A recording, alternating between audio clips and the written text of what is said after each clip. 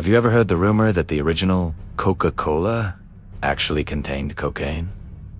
Well, it's not a rumor, it's true, but the story behind it is way more shocking and bizarre than you can imagine. Today, we're going deep into the wild history of one of the world's most famous drinks, uncovering a past filled with questionable medicine, public panic, and a secret formula that has captivated us for over a century.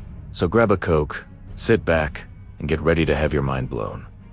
It all starts in 1885 with a man named John Pemberton. He was a pharmacist and a Civil War veteran from Atlanta, Georgia. Like many veterans of his time, Pemberton was wounded in the war and became addicted to morphine for the pain. Seeking a cure for his addiction, he began experimenting with various plants and extracts. His journey led him to the coca leaf, the very source of cocaine. At the time, cocaine wasn't the feared illegal drug it is today.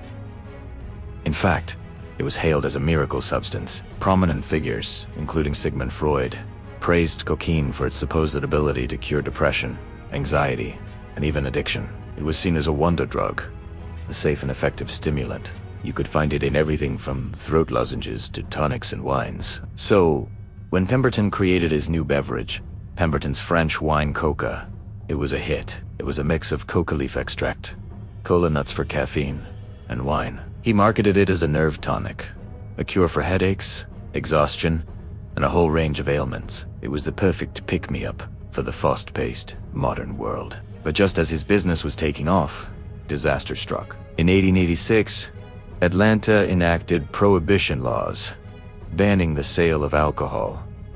Pemberton's wine-based tonic was suddenly illegal. He had to think fast. He went back to his lab and reformulated his drink, replacing the wine with a sugary syrup. He kept the coca leaf and cola nut extracts, and on May 8, 1886, a new beverage was born. Coca-Cola. It was first sold at Jacob's Pharmacy in Atlanta for 5 cents a glass, promoted as a delicious and refreshing temperance drink. So, how much cocaine was actually in it? Estimates suggest that each glass of early Coca-Cola contained about 9 milligrams of cocaine. To put that in perspective, a typical line of street cocaine today is anywhere from 50 to 100 milligrams. So, while it wasn't enough to get you high in the modern sense, it was certainly enough to give you a noticeable buzz. People loved it. It made them feel energetic, focused, and happy. Coca-Cola quickly became the most popular soda fountain drink in Atlanta. The advertising was brilliant. Slogans like the ideal brain tonic and vim, vigor, and vitality promised not just refreshment but a mental and physical boost. Coca-Cola positioned itself as a respectable alternative to alcohol, a perfect drink for the intellectual, the businessman, and the modern woman. Sales skyrocketed, and the drink's fame spread far beyond Atlanta. But as the 19th century came to a close, public perception of cocaine began to change dramatically. The tide started to turn as the dark side of the wonder drug became impossible to ignore. Reports of addiction, psychosis, and violent crime linked to cocaine use began to fill the newspapers. The miracle cure was now being painted as a societal menace. This shift was also fueled by racial tensions. Newspapers ran sensationalized and deeply racist stories, falsely claiming that cocaine use was driving African American men to commit crimes against white women, creating a moral panic.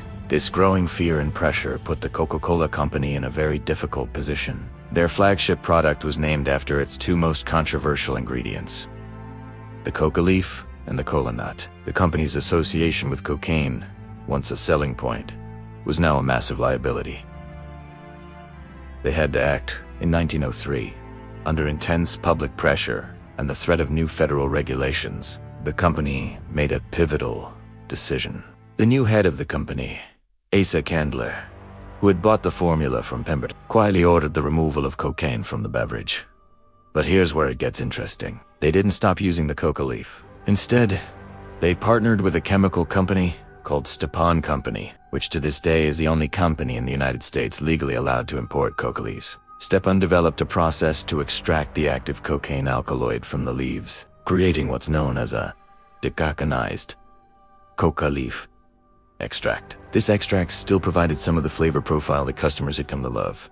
but without the psychoactive effects. This allowed Coca-Cola to truthfully say their product was cocaine-free, while still technically using a component of the coca leaf in their secret formula. This change happened quietly. There was no big announcement. The company simply adjusted the recipe and let the controversy die down, and it worked. By the time the Pure Food and Drug Act of 1906 was passed, which required accurate labeling of ingredients, Coca-Cola had already cleaned up its act. The law further solidified the end of the patent medicine era, where companies could make wild, unproven health claims about their products. Coca-Cola transitioned from being a nerve tonic to simply a great national temperance beverage.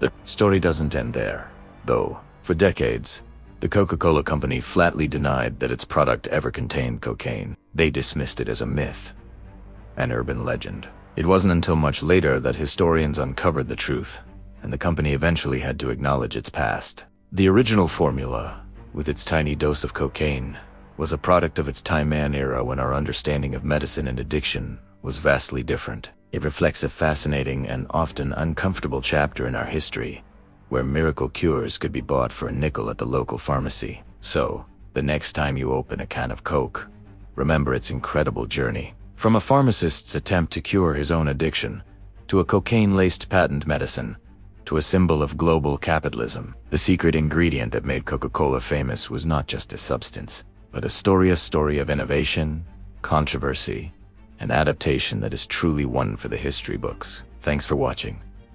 It's a wild story, right? If you found this as fascinating as I did, make sure to hit that like button and subscribe for more deep dives into the hidden histories of things you thought you knew. And let me know in the comments what other iconic product histories you'd like to see me cover next. See you in the next video.